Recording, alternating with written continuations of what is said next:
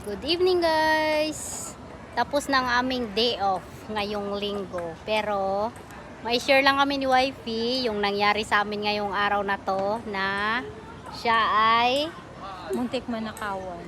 muntik ng manakawan. Pero thanks God pa rin, and then thanks sa mga pulis dito sa Hong Kong kasi alert sila at nabawi namin yung wallet na nanakaw sa kanya.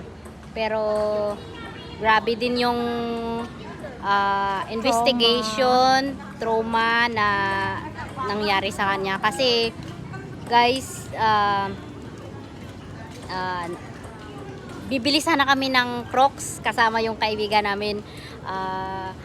Pumunta kami sa isang shop dito sa Lady Market sa Prince Edward, and then pumili silang dalawa. Ako naman, kasi masikip nga, ayaw kong pumasok, may dala ako. Sa labas lang ako tumatayo, nag-aantay sa kanila. And then bigla akong narinig yung nagkagulo sa loob. Akala ko din naman yung mga Indo na nag-away. Tapos nandun si Wifey at saka si sa part talaga nila. Kaya bigla din naman naisip ko rin naman na may nakawan, pero akala ko naman yung may nagnakaw na doon yung mga items sa shop ang ninakaw. Yun pala, hindi ko alam guys, siya na pala yung biktima. Huli talaga ng mga siguro parang CIDG sa atin. Yung mga pulis na hindi naka-uniform. Yung mga pulis na hindi naka-uniform. 4 na lalaki at saka isang babae. Oo, tapos sabi niya papasok sana ako kasi tatawagin ko nga siya kasi nagkagulo na, lalabas kayo. Kaso lang may humarang sa akin na isang pulis na nagsigaw na pulisi daw. So nagkalma ako sa labas. And then medyo siguro 3 minutes nag-okay na, nagkalma, pero andun pa rin sila na kaibigan ko. Kaya bigla akong pumasok nung nagkalma na. Nag-video ako. Nasa last part guys ang nangyari na pagbibideo ko na wala akong kalam-alam na sila na pala yung nabiktima. Na sabi ng isang pulis na how many times daw na nakita na ng pulis na binubuksan yung bag niya. Hindi niya talaga alam kasi ang sikip ng store na yun. Kasi Lady Market, marami talagang nagsha-shopping doon na na hindi lang mga OFW kundi mga chikwa din. At hindi namin expected guys. Ito yung bag niya guys, oh. Yan yung bag niya na suot. Ito. Pero ito, kung hindi mo alam paano buksan, hindi mo siya mabubuksan. May lock kasi ito guys. Expert talaga siya. Expert talaga siya. Binuksan niya. Oh, yan. Ganyan, binuksan niya. Alam niya paano Tapos, ibuksan. Tapos, kinuha niya yung wallet ko.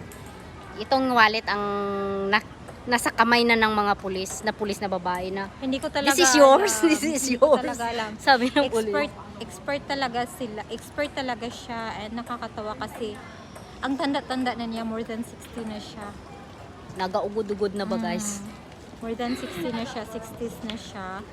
Tapos, hindi ko talaga expected yun na nangyari yun.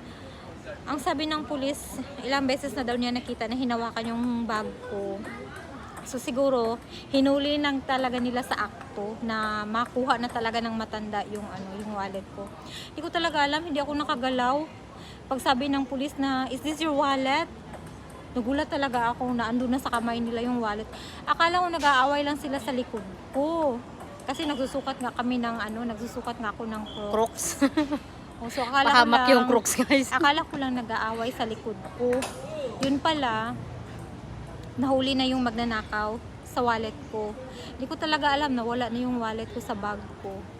Kung hindi sinabi ng pulis na, "Is this your wallet?" Gulat na gulat siya, and as Grabe in balintong talaga yung utak niya kasi hindi namin expected na madali siya ng magnanakaw dito guys. Kaya ingat lang din yung mga kapwa ko OFW na pag day off, kasi alam namin marami ding nabiktima ng magnanakaw. At saka isa pa guys, sakuran kasi na panahon ngayon, kaya alam ng magnanakaw talaga na kahit papano may lamang pera yung wallet. At saka importante guys kasi yung mga Hong Kong ID Hong Kong ko, ID talaga guys. yung Kasi Hangsing na ATM ko, yung Mastercard ko, yun yung andito. yung Andito siya iniisip lahat. namin. Tapos may kaunting pera din. Kasi mabuti lang din, kakapadala niya lang din sa kanila. And then, syempre, may kunti kay allowance ba namin? Allowance niya ba? Tapos, bibili nga sana siya doon. Hindi ko talaga expect. Ako din naman sa labas. Kasi, may nagsigaw na pulis. Ay, sabi ko, okay na yon. Hindi ko talaga alam na sila yung biktima. Pumasok ako, guys, at nagsabi na, "Oy, halina kayo dito. Labas na kayo." Yung isa namin kaibigan, sinalubong ako, sabi na, "Labas-labas ka dyan, si wifey mo doon. Siya yung nabiktima." Gulat na gulat ako, guys. Ayan, huli siya. Lags na ng nakaw. Ayan, hindi naka-uniform. Ayan. Huli siya, huli. Pinasurveillance na siya. Ha? Kaya ingat-ingat tayo pag off natin, guys. At saka hindi rin hamak yung interview sa kanya ng mga paraka. Hindi kagaya sa atin sa Pilipinas na pag ikaw yung biktima, bigay ka lang ng konting statement mo kasi wala ka namang alam. At saka yung guys, isa pa guys, believe kami dito sa mga pulis sa Hong Kong kasi Ang babait nila. ang babait Promise. nila, and then Yung babae na nakahuli sa kita na siguro na shock ako, hindi ako makaimik. Ganyan niya ako. It's okay, you're safe na. tinapik siya, ging comfort siya ng babae na ang bait pulis. nila, even though yung yung Mga doon ako lalaki, sa police station. Napaka nila, mga Ang bait ng mga pulis. gentleman. Kasi hindi mo talaga guys na malalaman ng mga pulis sila kasi hindi nga sila naka-uniform. Nung na sila, nagpakilala na sila na pulis, kumalma ako kasi nasa labas nga ako. Tapos nagsabi na pulisi. Kaso nagkalma na ako. Pero nung nalaman ko na siya talaga ang biktima, gulat din ako. Laki din yung gulat ko kasi hindi. Siya is 9 years ka na, di ba? 8 years. 8 years. 8 years na siya, pero first time na nangyari na lagi First kami time andyan. talaga. Lagi kami andyan namimili ng mga kung anong magustuhan namin. Nag-iingat din kami guys. Kaso lang nung time lang talaga na yun, hindi talaga namin expected. Hindi talaga ako burara sa mga gamit ko. Mas burara pa sa mga gamit niya. Kaya never ko talaga in-expect kanina yung nangyari. Hindi ko talaga alam, hindi ko na-feel na binubuksan na niya yung bag ko. Kasi nga maraming ang taong ganun. Actually, andito to sa balikat ko eh. Ganun siya oh. Ganun siya. Oh.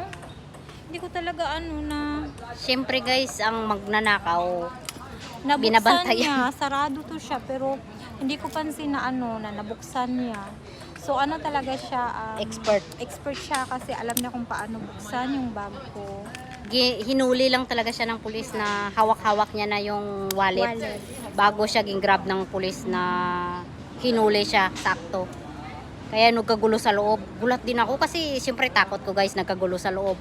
Andun silang dalawa ng kaibigan ko. Siyempre, bigla sana ako papasok. May sumigaw na sa amin na kumbaga nagharang sa amin, nagdipa-dipa doon sa amin na pulisi. Kaya yun, tumigil din ako.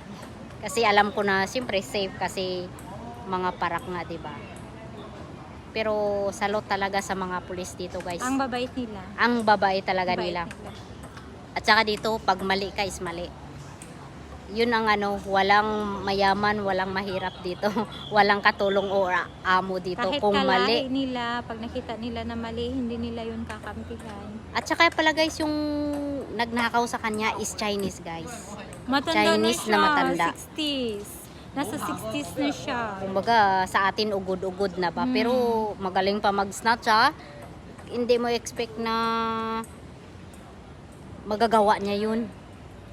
Yun pala Chinese din yung mag-sweetik sa kanya. Kaya yun guys, salamat sa inyo guys. Paalala lang, mag-ingat tayo every labas natin. Yung mga gamit natin, safe lang lagi at saka God bless guys. Salamat. Yun lang yung experience namin ngayon guys. Na hindi rin namin makakalimutan kasi kahit pa paano guys, na-trauma talaga siya sa nangyari. Paglabas niya guys sa police station, pagkain agad dinanap. Gutom na gutom. Grabe yung gutom. Kahit kami na antay sa labas guys. Ginutom kami ng dalawa kong kaibigan kasi sobrang lamig din sa police station. Kaya ayun, kumain na din kami. Ayun, pauwi na. Salamat guys. Salamat. Thank you and thanks God. Hindi natuloy yung pagnanakaw. God is good talaga guys. Salamat. Thank you guys. Bye-bye. Ingat tayo lagi.